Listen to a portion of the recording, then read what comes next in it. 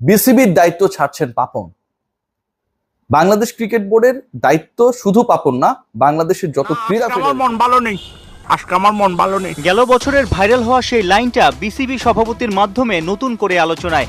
আজকে নয়, পরপর 2 দিন পাপনের মন ভালো নেই। বোর্ডের পরিবর্তন নিয়ে বছরের পর বছর মোটামুটি একটা আলোচনা সবসময় ছিল।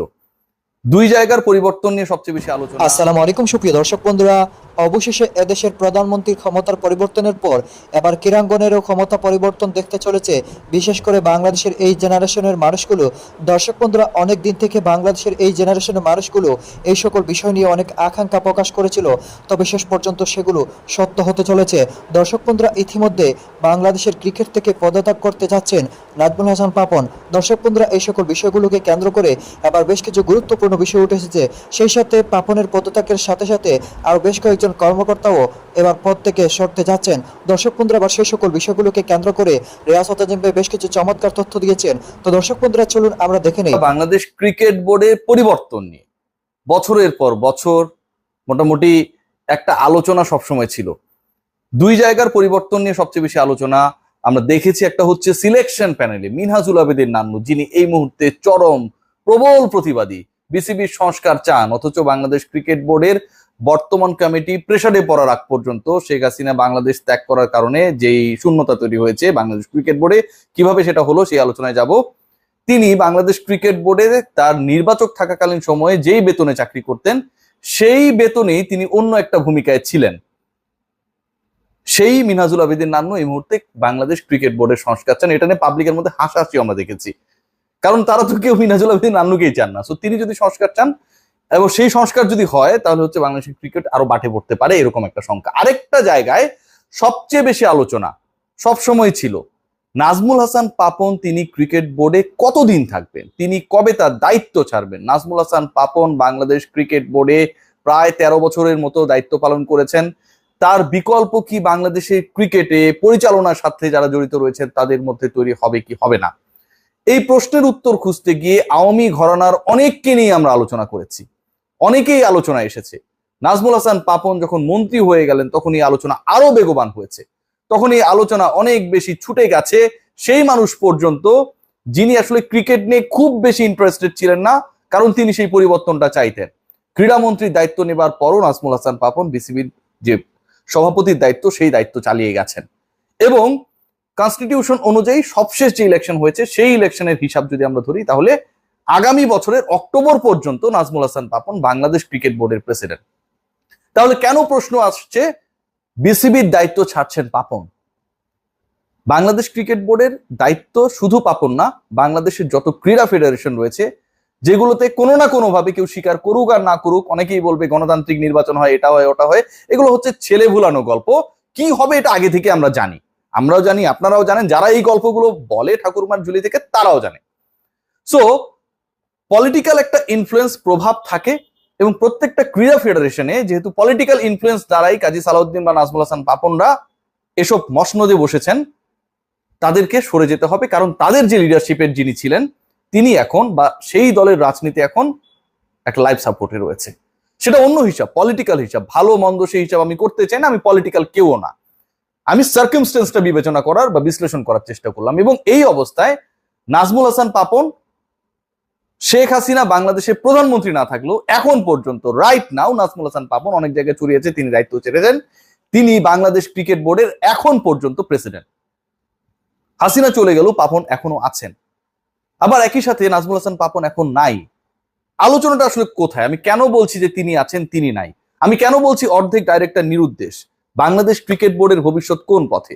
লজিক্যালি আলোচনা করি, কনস্টিটিউশন অনুযায়ী আলোচনা করি, কি হতে পারে সেই আলোচনাটা করি, যে আলোচনাটা এখন পর্যন্ত বাংলাদেশের কোনো কন্টেন্ট ক্রিয়েটর, ভিডিও মেকার করে নাই।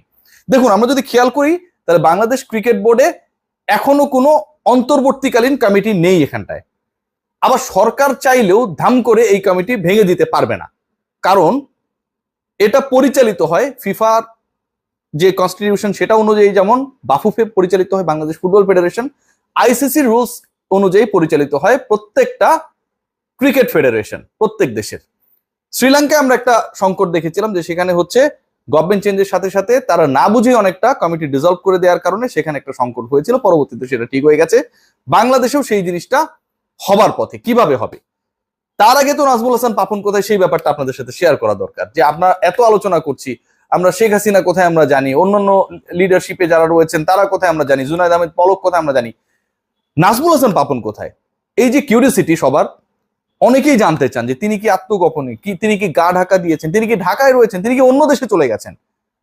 আমার মনে হয় যে এই ব্যাপারটা আপনাদের কাছে ক্লারিফাই করা দরকার। নাজমুল হাসান পাপন রাইট নাও, এবং যে সংকটটা তৈরি হয়েছিল 5 তারিখে, এবং সেই সংকটের উত্তরণের জন্য বাংলাদেশ নতুন পথে এগিয়ে যাচ্ছে এই মুহূর্তে, নাজমুল হাসান পাপন এই মুহূর্তে বাংলাদেশেই নেই। এবং ওই সংকটকালে বা সংকটের 1-2 দিন পরে তিনি আসলে বাংলাদেশ থেকে চলে গেছেন, ব্যাপারটা এরকম না। এই সংকট ঘনীভূত হবার আগেই নাজমুল হাসান পাপন বাংলাদেশে ছিলেন না, সপরিবারে তিনি বিদেশে অবস্থান করছিলেন। এখন যখন চরম অবস্থা, সো নাজমুল হাসান পাপন বাংলাদেশে আগামী কয়েক মাসে অথবা এই সংকট থেকে উত্তরিত হবার আগ পর্যন্ত, বাংলাদেশ আওয়ামী লীগের যেহেতু রাজনীতির সাথে তিনি জড়িত, তিনি আসবেন বলে আমার মনে হয় না। এটা লজিক্যাল চিন্তা। এটা অনেকে হয়তো মন খারাপ করতে পারে, আমাকে একটা ট্যাগ দিয়ে দিতে পারে, এটা লজিক্যাল চিন্তা। এখন বিসিবি প্রেসিডেন্ট এই মুহূর্তে যিনি, এবং যেই কমিটিটা এখনো বাংলাদেশ ক্রিকেট বোর্ডে এক্সিস্ট করছে, সেটার প্রধান যদি অনুপস্থিত থাকে, সেটার প্রধান যদি বাংলাদেশে ব্যাক না করে, সেটার প্রধান যদি আগামী 3 মাস 4 মাস না আসে, বাংলাদেশ ক্রিকেট বোর্ডের কার্যক্রম কি থেমে থাকবে? 2 মাস পরে বাংলাদেশে একটা নারী বিশ্বকাপ হবার কথা ভাই। বাংলাদেশের অসংখ্য খেলা রয়েছে, অসংখ্য ট্যুরস রয়েছে, বাংলাদেশের নির্মাণাধীন সবচেয়ে বড় মেগা প্রজেক্ট একটা স্টেডিয়াম রয়েছে, যেটা নামও হয়তো চেঞ্জ হয়ে যাবে সামনে, আমরা দেখবো। সো এত বড় বড় গুরুত্বপূর্ণ কাজগুলো যখন সামনে, ঠিক তখন যদি সভাপতি নিরুদ্দেশ হন, অ্যাবসেন্ট থাকেন, কিংবা তার যে বোর্ড রয়েছে, ক্রিকেট বোর্ড রয়েছে, সেখানকার ডজনখানেক পরিচালক যদি এই মুহূর্তে লাপাত্তা থাকেন, এভাবে তো বাংলাদেশ ক্রিকেট বোর্ড চলতে পারে না, পৃথিবীর কোনো বোর্ডই চলতে পারে না। চট্টগ্রাম থেকে নির্বাচিত, জেলা ক্রীড়া সংস্থা থেকে নির্বাচিত যিনি পরিচালক, তিনি এই মুহূর্তে নিরুদ্দেশ। আমি কারো নাম বলবো না।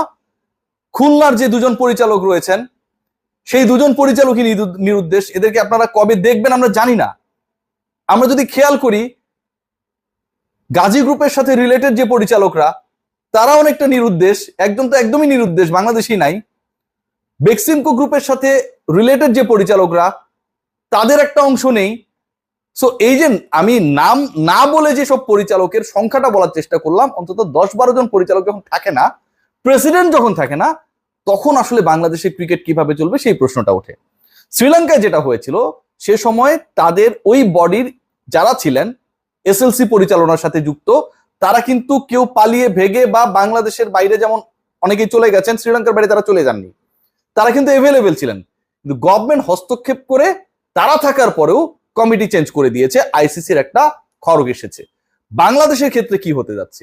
নাজমুল হাসান পাপন পদত্যাগ করবেন কিনা এই প্রশ্ন ওঠার আগে, ইন্টারিম গভর্নমেন্ট যখন শপথ নেবে, তারপর যুব ও ক্রীড়া মন্ত্রণালয়ে কোনো না কোনো যারা উপদেষ্টা বা অ্যাডভাইজার হিসেবে থাকবেন নোবেল বিজয়ী ডক্টর মোহাম্মদ ইউনূসের সাথে, তার উপর বর্তাবে। ক্রিকেট বোর্ড এভাবে যেহেতু চলতে পারে না, নাজমুল হাসান পাপন পদত্যাগ করুক আর না করুক, যেই ঘটনাই ঘটুক না কেন, আমি আশা করবো পাপন ভাই পদত্যাগ পত্র পাঠিয়ে দেবেন। আসলে তার তো এখানে করার কিছু। তো দর্শক বন্ধুরা, আপনারা হয়তো এই পুরো ভিডিওটি দেখে এবং এই সকল বিষয়গুলো জেনে অবশ্যই বুঝতে পেরেছেন, অবশেষে বাংলাদেশের এই জেনারেশনের মানুষের বেশ কিছু আকাঙ্ক্ষা পূরণ হতে চলেছে। বিশেষ করে বাংলাদেশের প্রধানমন্ত্রীর ক্ষমতা পদত্যাগের পর থেকে এবার যেন বাংলাদেশের ক্রিকেট এবং ফুটবলেও পরিবর্তন আসতে চলেছে, এবং সেই সাথে বাংলাদেশের মানুষের অনেকের স্বপ্ন পূরণ হতে চলেছে। বিশেষ করে অনেক দিন ধরে এই সকল মানুষগুলো ক্ষমতা ধরে রেখেছিল, তবে শেষ পর্যন্ত যেন বাংলাদেশের মানুষ ক্ষমতা পরিবর্তনও দেখতে পারছে। তো দর্শক বন্ধুরা, আপনারা রিয়াসত আজমের এই সকল কথাগুলো শুনে এবং এই সকল বিষয়গুলো জেনে আপনারা কি বুঝতে পেরেছেন? তবে কি শেষ পর্যন্ত পাপন এবার দেশ ছাড়তে বাধ্য হবেন এবং পদত্যাগ করে বাংলাদেশ ক্রিকেটকে মুক্ত করবেন, এবং অন্যদিকে ফুটবলের সালাউদ্দিনও কি পদত্যাগ করবেন? অবশ্যই কমেন্ট করে জানিয়ে দিবেন।